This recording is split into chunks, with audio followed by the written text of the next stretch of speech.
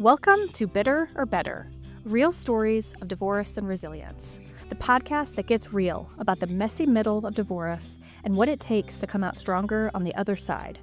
I'm your host, Abby England, marketer, national board certified health and wellness coach, and author of the upcoming book, Bitter or Better, and I've personally earned my divorce Kevlar. This podcast isn't legal advice. It isn't tips and tricks and don't forgets and hacks and how-tos. There's plenty of other podcasts out there interviewing lawyers, therapists, accountants, all sorts of divorce scientists. This podcast is raw, real conversations with everyday people who have jobs, kids, responsibilities, commitments, and yet they've weathered the heartbreak, rebuilt their lives, and found unexpected strength along the way. Because while divorce can break you, it can also make you better. You are not alone. Let's hear someone else's story and see what resonates. Well, I'm here on location, right outside Austin, Texas, with a grade school friend. Yeah, I know. I feel like we're at a sleepover. Those are the best. Kelly, Kendall, Lauren. Yes. No. And you know this, but I moved from private school to public school in 8th grade, and it was like the scariest. And which private school are you at? I was at Trinity Okay, Lutheran. that's right. Yep.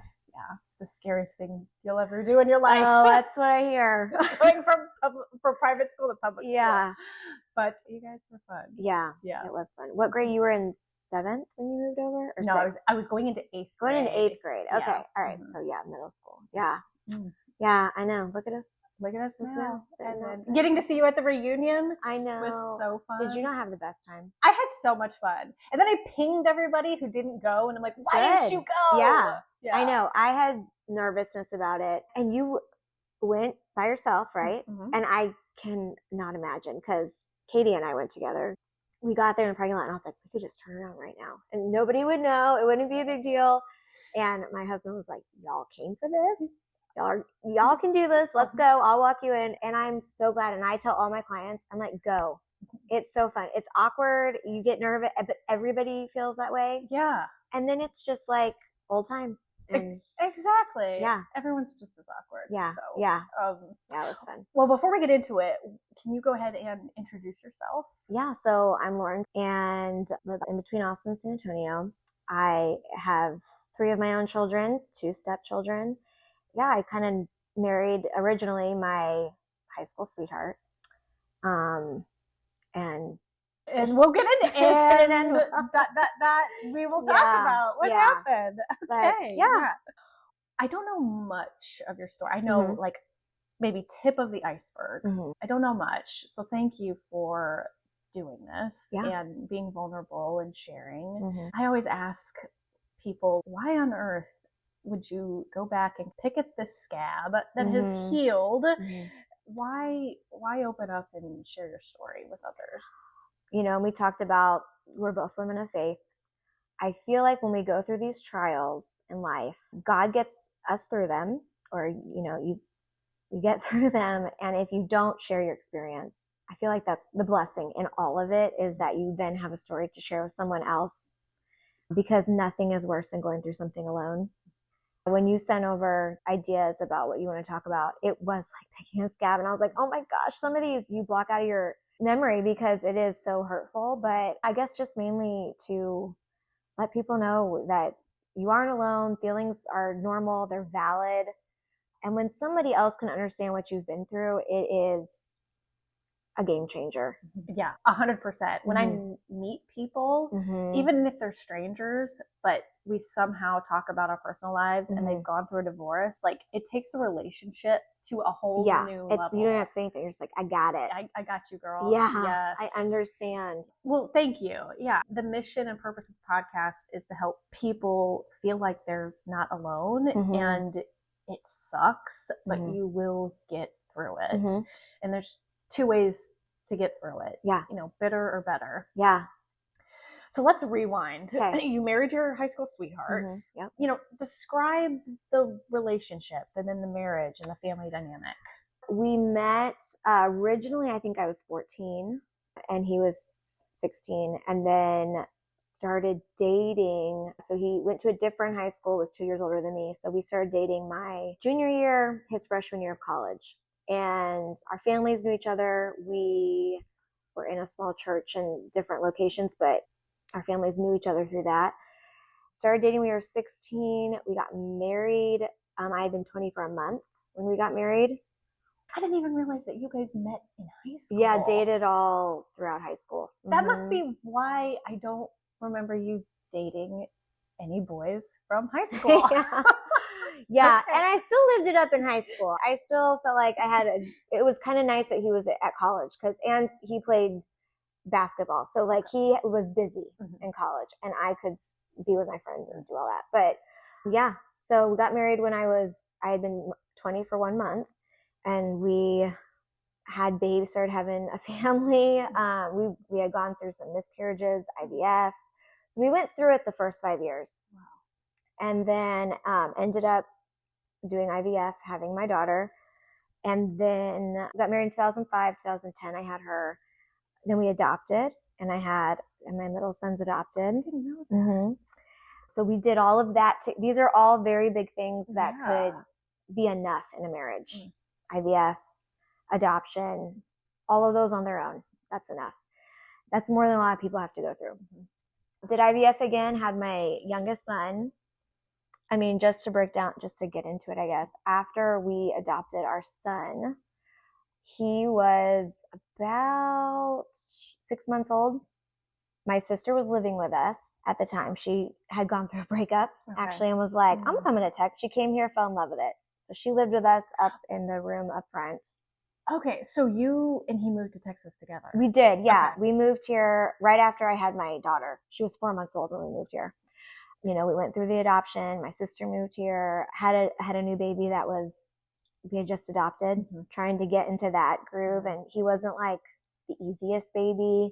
So that was really hard. I was having a lot of like mom guilt because I felt like, he was just kind of a hard baby, but I felt like it was me because I should have read more books or something on adoption. I just thought, I want to be a mom and this will be, it'll all just fit in naturally, but it was emotionally harder than what I thought it would be. So going through all of that, he was probably about 6 months old. And then my husband had his first affair. And kind of crazy story, I woke up in the middle of the night, or I guess it was probably not in the middle of the night, felt like it. It was probably about 4:30 in the morning, and he wasn't home. And he would get up and go to the gym every morning. And so I thought, well, he must have gone to the gym. And then I'm having all these thoughts like, he is so dedicated. He gets up and he goes to the gym. I need to do that more. I need to find, you have all these like woman guilt, I guess. I don't even know that where you're just like, I should be working out. I should be doing this. Yeah. The shoulds. Yes. And so I get up with my son. I make him a bottle. I'm rocking him in his chair. And I literally hear a voice in my head that said, because then I'm thinking, well, what? It's so early. Wait, what time? Then I'm like I'm more awake and I'm like, where is he? So I called him a couple times, didn't answer. Then I am rocking my son and I'm thinking like, feeding him his bottle. And I'm like, man, what in the world? And I hear a voice in my head say, go to the Y. And I'm like, that's crazy. By this time it had probably been 30 minutes. I was like, that's crazy. And it was not my voice. It was a prompting. I'm like, that's crazy. So I finished the bottle with my son. I get him back to bed, which is a process. And I hear again, go to the Y now. And I'm like, oh my gosh, if he sees me going to the Y, I am going to look like a psycho. And I'd had no reason to think anything that I need to check up on him. No reason. Great guy, active in church. I've been with him. I felt like my whole life. We had a new baby. No reason to think that. So then I start thinking like, well, my sister's here, so my kids wouldn't be alone. Yeah. I could take her car. He wouldn't know. He wouldn't spot it. I live about 2 minutes from the interstate. I merge onto the interstate directly behind him, driving down the interstate, right behind my car. And I had a St. Louis Cardinals thing on my car, so I knew it was my car. Yeah. Because you don't see St. Louis Cardinals here in the middle of Texas. That's right. So I was like, oh my gosh, where is he coming from? Did he stop and and then I'm trying to make sense why he's there. Did he stop and get a protein shake at the grocery store, but the grocery store probably wouldn't be open yet. Like, what You're in just- the world? You're trying to put make a it make story sense. together. Mhm. Yes. Mm-hmm. And then I'm like, where has he been? So I follow him to the Y. The parking lot is kind of 2 levels. So he gets off in the first level, walks in, and I park in the second level. And I called him, and by that time he answered his phone. Mm-hmm. And I said, where are you? And he was like, oh, sorry, I was at the Y. I'm sorry I missed your call. I was in the sauna. And I said, well, that's weird because I just saw you walk into the Y. And by that time, I'm turning around to go back home. And he is like, well, I think we need to talk. Came clean, told me he had been seeing one of my friends who she and her husband were supposed to be moving. Like, I thought they had already moved. And turns out she had stayed back. Oh. Yeah. So he tells me that. So it's a double whammy. Yeah. Him and my friend. Like, we babysat each other's kids. She was at my birthday party, which I hadn't been that long ago. Close friends. Yeah, so not an acquaintance, like a close friend. Yes. My ex-husband would pick up her husband from the airport because he was traveling. He had been traveling the last little bit for work. Okay. Yeah. Told me that, was very apologetic, was very like, what have I done? What's wrong with me? Can you forgive me? All this. We got a therapist. We went to therapy. Some stuff, that needed to come out from kind of on his end came out from childhood and trauma and all this stuff. And so we did that. And for the next 4 years, I would be like, please never do this to me again. Yes. Let's talk about what you felt in the moment when you realized he was having an affair. I think it's kind of like an outer body experience, honestly. It is like a gut punch. And that it was at her, it was her. It was, that was a lot.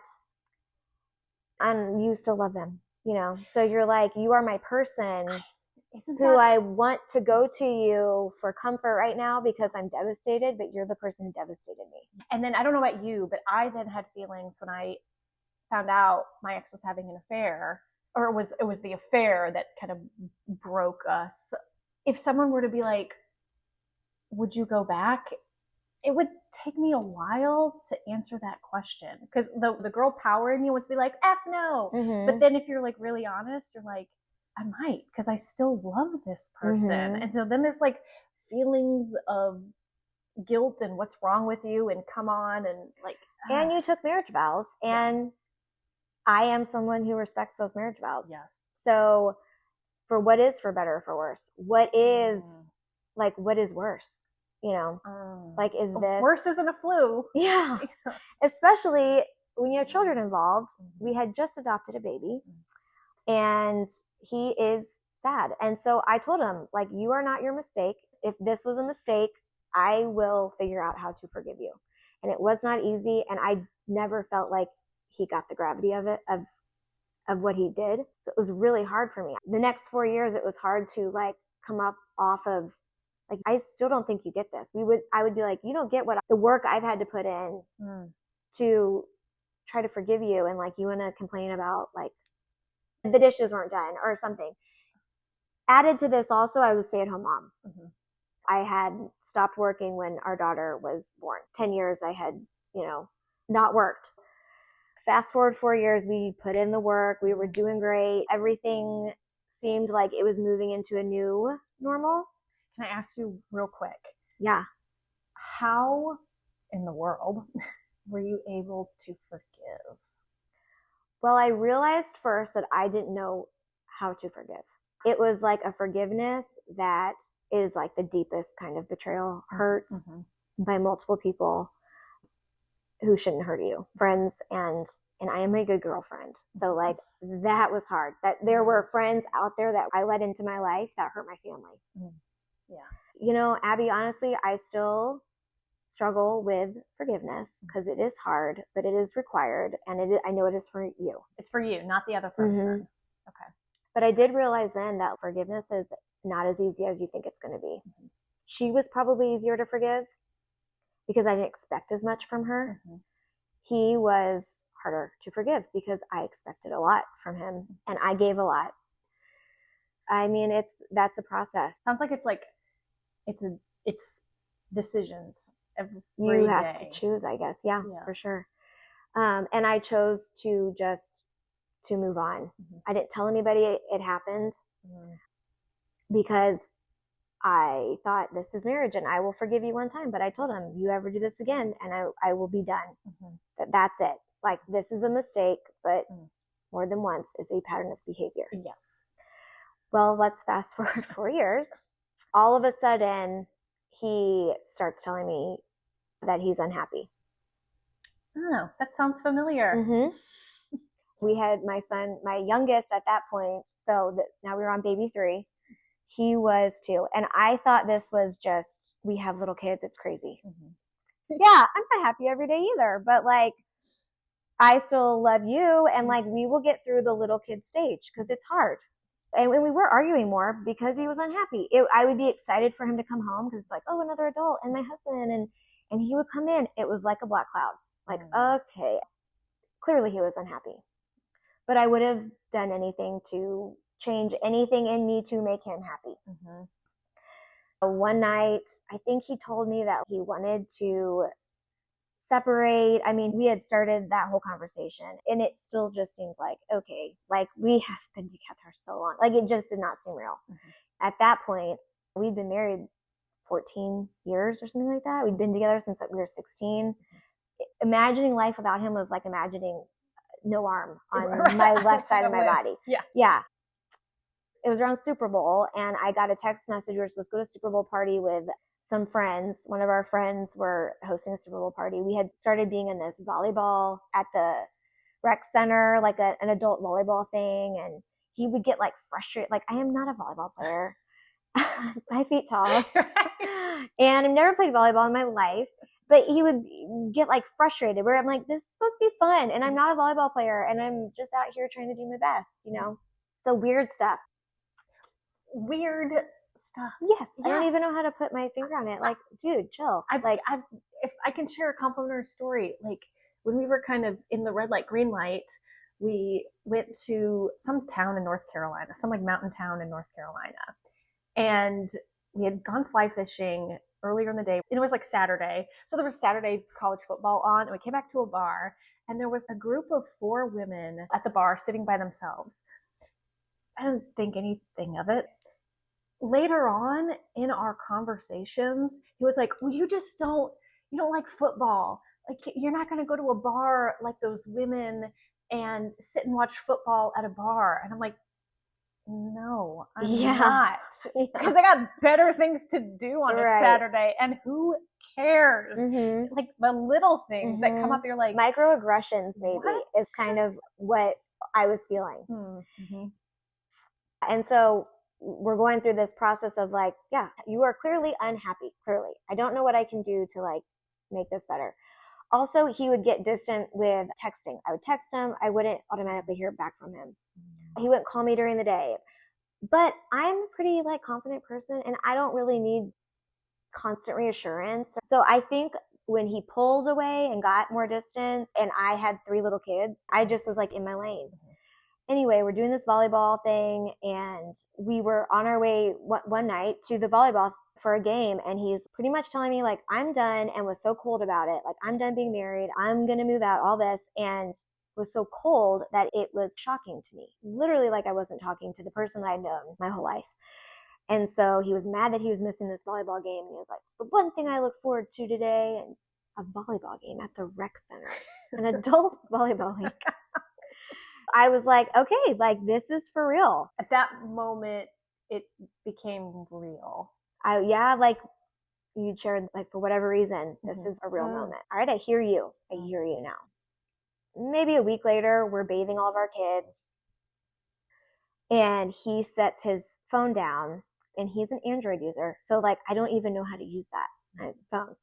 So he sets his phone down and he didn't close out of the screen. So I could just pick it up, and somehow, don't know how, I see messages on the Facebook Messenger. You can have like private or like hidden, or I can't remember what the name of them are. I didn't even know Facebook had such a thing, but you can message somebody and it not pop up in your messages. Oh, interesting. Like hidden messages. I didn't know that either. Yeah. Okay. And so, I know this was now, I'm talking 6 years ago, so maybe not anymore, but I picked up his phone and that's where he was in these Facebook hidden messages. And I clicked on it and it was another friend of mine who was on our volleyball team and whose house we were supposed to go to. Oh, so yeah, we're supposed to go to her house for Super Bowl. Well, in the midst of all this, she cancels her Super Bowl party. And I asked him, that was my first red flag. This is weird. She said, I'm going to have to cancel, we're having family problems. And I thought, And I said to him, are her family problems and our family problems any bit related? And he was like, no, I don't know what's going on with them. I don't know. And I thought, okay, you swear. Because I kept saying, are you having an affair? I kept asking him because we have 3 kids. We have a family. You've done this before. You don't just get up and leave your family. Yeah. That is not what you don't. You don't do that. No. I had asked him that, and then the volleyball thing happened, and then the Super Bowl, and then now here we are bathing our kids, and I see a hey you with a winky face emoji from my friend. And I lost my mind, and I was ready to like kill somebody. Yeah. It was traumatizing night for me, for my kids. And that's when I was like, okay, I told you, you did this to me again, and we are done. And I have 3 little kids, and I've been a stay-at-home mom for 10 years, and I have no idea. I don't have family in Texas. You have friends. Clearly, some of your friends. Yeah. So then you're even guessing who your friends are. Right. Yeah. So, I mean, through the whole healing thing, I'm thinking, what is wrong with me? Yeah. Like, why do I keep making these friends? But I do think, looking back, if it hadn't, I loved him so much. If it hadn't happened immediately the way it did the first time, God needed me to see him very black and white. He would always say, the first girl, she was very manipulative. And I remember thinking, well, that's weird because she's not smart enough to be manipulative. Like, I knew her. She was my friend, but I didn't think she was all that intelligent. And so I'm like, okay, maybe she is manipulative, but she's not that smart to be manipulative. And then now this girl, going through the process of it, he would say the same things about her. She's manipulative. And I finally was like, no, I think you're manipulative. Here's the common denominator. You are the common denominator. The first girl I was able to have a conversation with on the phone after I found out everything. Like, I knew her husband, so I called her husband. I had to tell her husband, hey, I just found my husband at your house. Yeah. Oh, wow. After that first experience. Second time, knew her husband also because we were family friends. I was actually better friends with her. I worked with her. We worked at the gym together. So I was even closer to her. And when I called her husband, he had already known. She had already moved out. She was in a hotel. Looking back at that time, it's, it's blurry. You then made the decision, or how did you come to the decision that I need to file and get? So it probably took about 6 months, and he moved out. I just couldn't envision my life or my family. I grew up in such a traditional home. He and I, between the 2 of us, he's one of 6, I'm one of 4, no divorce in our family. Our parents are not divorced. I couldn't even envision life being divorced, being a single mom. I had stayed home for so long. I'm like, I don't even know what I want to be anymore. I'm a completely different person than when I was working before. Also, I've been at home 10 years. Like, I wouldn't even know how to go to a job interview. What do I say about myself? I'm mother of 3. It was my whole identity. So he had moved out, but we still were seeing each other a lot and maybe making it where we had gone back to therapy thinking we'll either be great co-parents or maybe we can work this out. So my parents had planned a trip to Europe for 2 weeks, and he was originally, obviously going to come. And in the midst of all this, he was not invited anymore. Right. My dad was like, we're done with that. I was able to go on this trip. My parents were like, we want you to go. This is important to us. You need to be gone. You need this for you.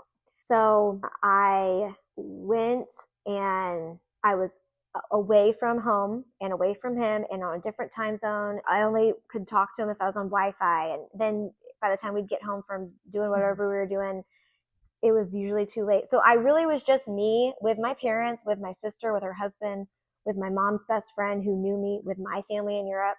I was with people who knew me. I always felt like my ex-husband, he knew who he thought I was, but he did not know me. He would say things to me and it's like, you don't even know who I am.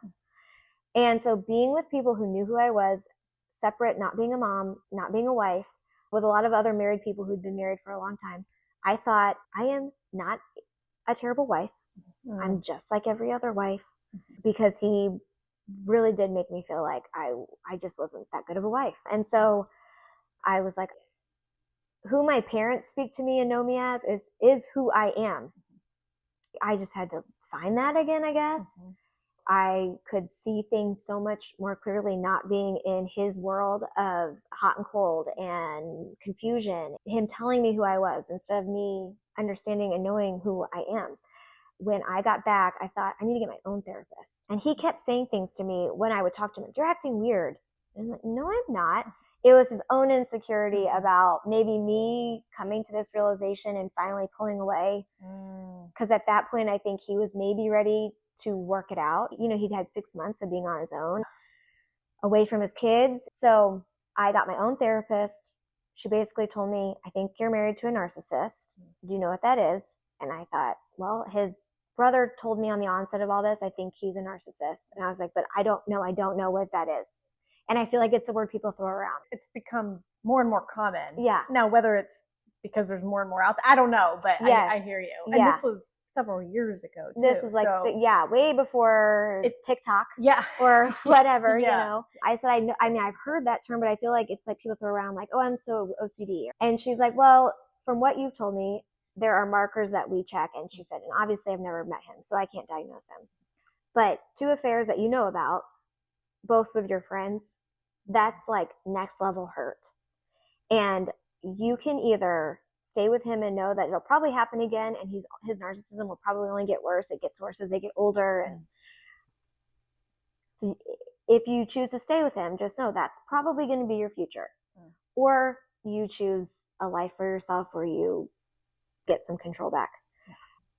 So that, like, let's just take a moment. That is a tough decision. These fears that you had of being on your own, a single mom of 3 kids, and all the insecurities and anxiety and nervousness that come with that. That's like behind door number 1. Yeah. And then behind door number 2 is you're married to a narcissist who's probably going to cheat on you again. Yeah. And things are going to get worse. Yeah. Not a great. No, it wasn't great. So how did you make that decision? So I want to say I had a therapy session the morning of our anniversary, and he texted me, why haven't you said happy anniversary yet? And that, I was like, well, why is it my job? Like, there was just a lack of accountability, and God put friends in my life at that time who had been through divorce. That was huge for me. I think I learned more about narcissism, and I just was like, this is not what God intended for marriage.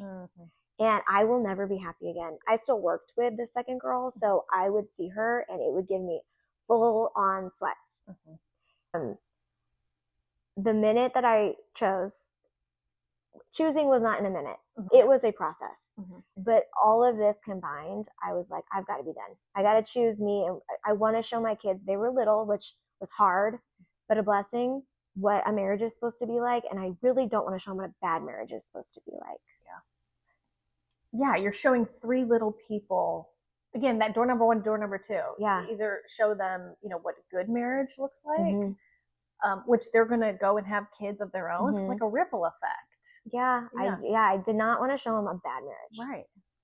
Right. I kind of, after that trip, I was kind of like, okay. And then the therapy for me, I think I just was able to, I just could see clearly. And I had realized that I wasn't going to make choices anymore where I didn't pray about and then move on. And for whatever reason at that time, that's what felt right. You had peace with that decision. Yeah. Okay. Yeah. It was a rocky boat, but it felt less rocky.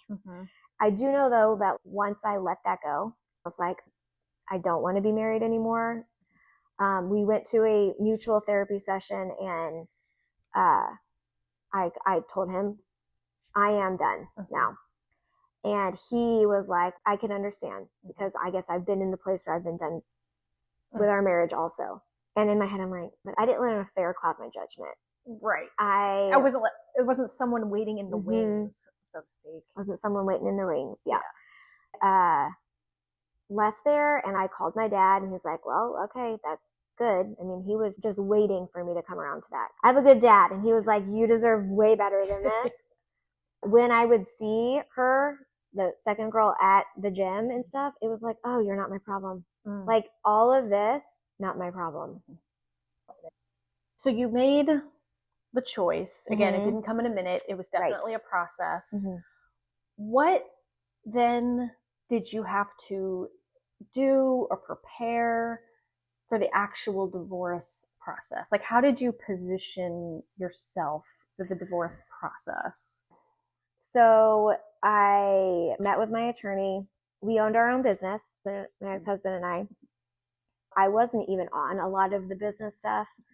I didn't have access to it. I mean, I couldn't go and see checking accounts, and he had business partners also. So she, looking through some stuff, was like, we need to get a discovery on his business. Stuff wasn't adding up where money was going. One of the first things he did was like took money out of our checking account and put it, all that kind of nastiness that happens when it's final. Yeah. And you know that you can't do that when you're starting the divorce process. You can't take chunks of money out of checking accounts. No. And so from the time I filed till the time I finally got divorced was about 2 years. So he was going through the discovery stuff, but he wasn't, participating. Playing ball. Yeah. He wasn't doing his part of the discovery, which made the discovery take forever. He would never turn in the right paperwork. So like we went to a mediation or went to a day where we were going to mediate, and she was like, we don't have enough stuff to even do it. He didn't bring anything. He wasn't responding to his lawyer. So his original lawyer quit, and there was like a hearing. I didn't even know you could quit a client. But basically because he wasn't doing what the judge was ordering him to do, it was just difficult. Yeah. Same. If you lie or if you don't produce the documents, you make the process so much longer and harder than what it has to be. And more expensive. Because it's like the lawyer will ask for this. And when you don't produce it, they're like, no, really. Yeah. We need this. Yeah. Just produce what you need to produce. Yeah, let's just wrap it up. I can relate to you because same thing. It's like you created this whole mess and now I want to move on with my life and you are dragging it out. And so it was a lengthy divorce because he wasn't doing his part on it, and nothing is easy when you don't participate like an adult should. So I would first suggest anyone get an attorney because you don't know what you don't know. They've seen it all. And so people who try to do it without an attorney, I'm always like, no, find someone who can represent you because you're about to hit your hardest days and you need someone looking out for you. I think having a CPA also, and now your attorney will likely have a CPA that they recommend. That also was game changer for me. Yeah. Because they're looking at the numbers. Your judgment is clouded. Some days it's about survival, and the CPA is the one objectively looking at numbers, making sure things line out. Yeah, we had a forensic CPA look through his business and try to make sense of it. What was life like for those 2 years as you were actually going through I met my husband. Oh, okay.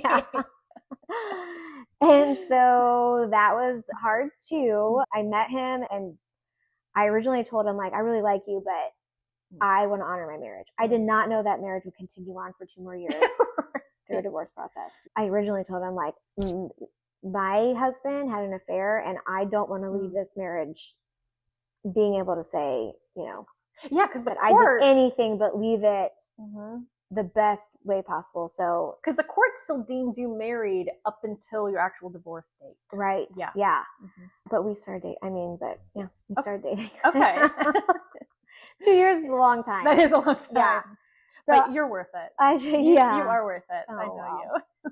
I mean, I do feel like, though, like I had mentioned earlier, just moving through prayer for me was really important and really thinking about my steps. And when I look back at all of it, how perfectly aligned me meeting my husband now was. And I really did not know how to date I hadn't dated anyone since I was 16. And that's definitely different when you're an adult, plus with kids and all that. So my husband, he's the first person I dated after my divorce. So I just felt blessed. That was an easy process if it had to be in the midst of this difficult process over here.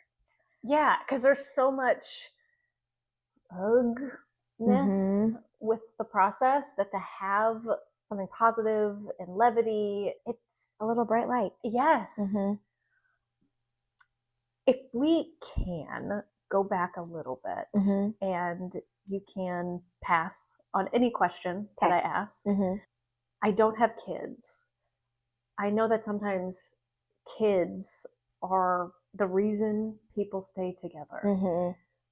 How did you approach that with your children? What values were important for you to maintain as it relates to your kids being impacted from the divorce?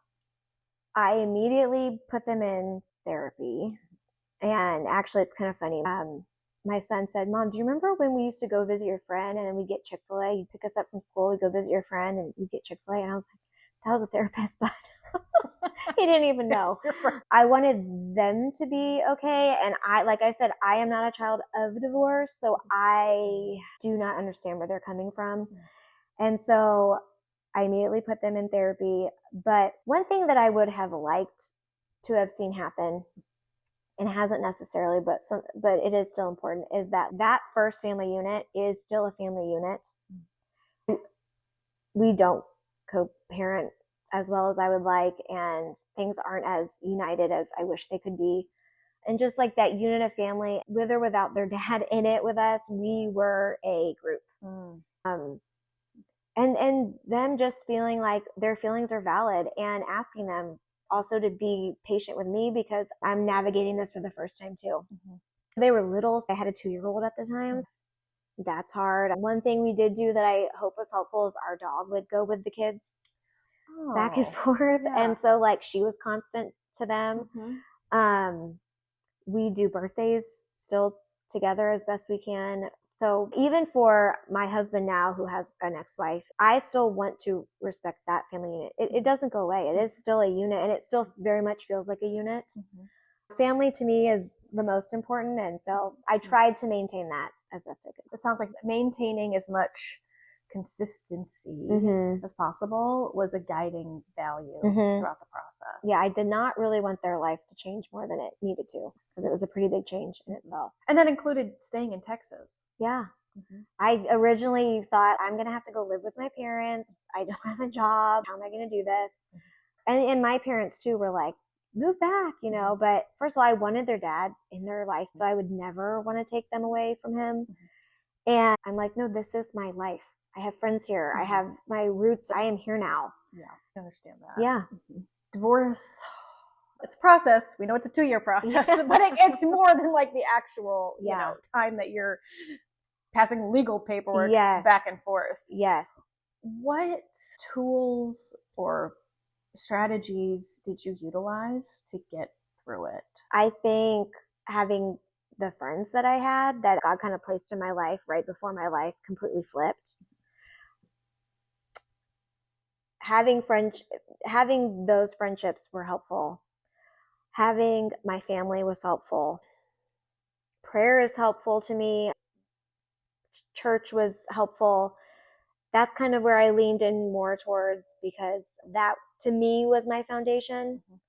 So I would say grasping to what you do know in the middle of what feels like chaos kind of helps keep your eye on the prize of your goals, because I think you could get lost in, what is my life? What is my purpose? What is my, you know, who am I if I'm not this? And this is who I thought I'd be. I think now that no one ever thinks they're the one that's going to get a divorce, right? Yeah. And I never thought. I still can't believe it sometimes. Like, I can't believe I went through that. So, to me, that was most helpful, is just when things would get crazy, to go back to what is foundational to me. If you could go back to the moment or the moments when you're just in the thick of it, like those moments or days when it's about survival, the hardest of days, what would this you tell that you? That what you are moving through is a journey. And it kind of sounds cliche, but you aren't at your destination. You are not done. I actually have a card over there on the fridge, and I'm going to walk and grab it. Someone handed this to me. I live like 2 hours from Waco, so I went to the Magnolia market, and someone handed this to me. It says, with God, there's always so much more to come. And I thought, oh my gosh, how fitting. I feel like this is the end of something, and it is. It was the end, and it was the end because it needed to be. But there was a whole another chapter. Oh gosh, if I could have glimpsed into, this is where I wanted to be. And I kept saying that in the midst of all that crazy is I just want to be like 2 years from now. Same. I want to be over this. I want to be done with these feelings and this hurt and this pain and the guilt and all the feelings. Take what you needed to learn. Yeah, and I want to just get to the next chapter. Yeah. But you can't gift that to someone else. You can't fast forward the process. Yeah. So how did you maintain or prioritize your health and wellness during this time? Well, luckily I was teaching group fitness. So that was my priority. We're going to hit it extra hard today, guys. Yeah. Here we go. Yeah. But I could see how you could get drowned in, I'm going to put me last. And that happens as just normal human being, normal moms, wives.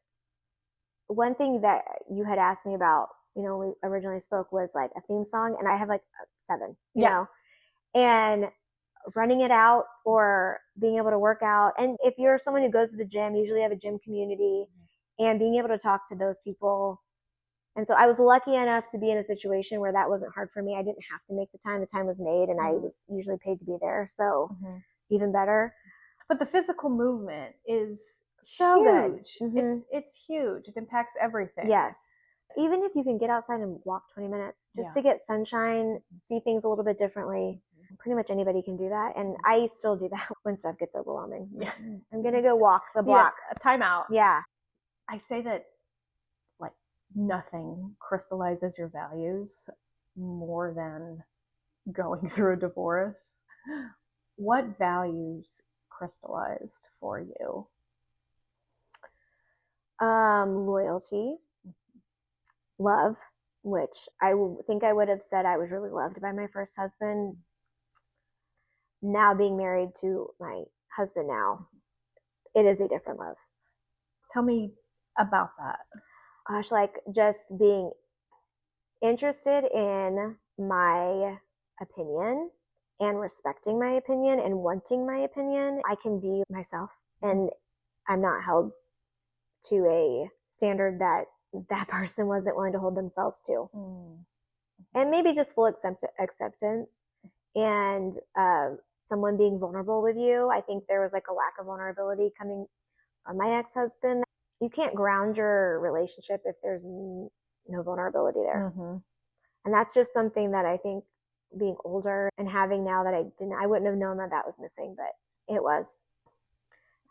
You mentioned that you just want to fast forward the clock and you just want to be in the new chapter.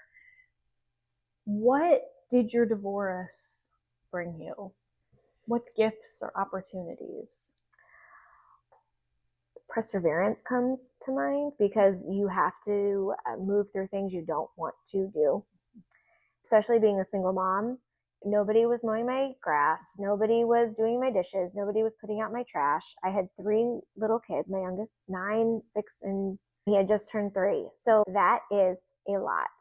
Nobody's carrying your kids in, your sleeping babies in from the car.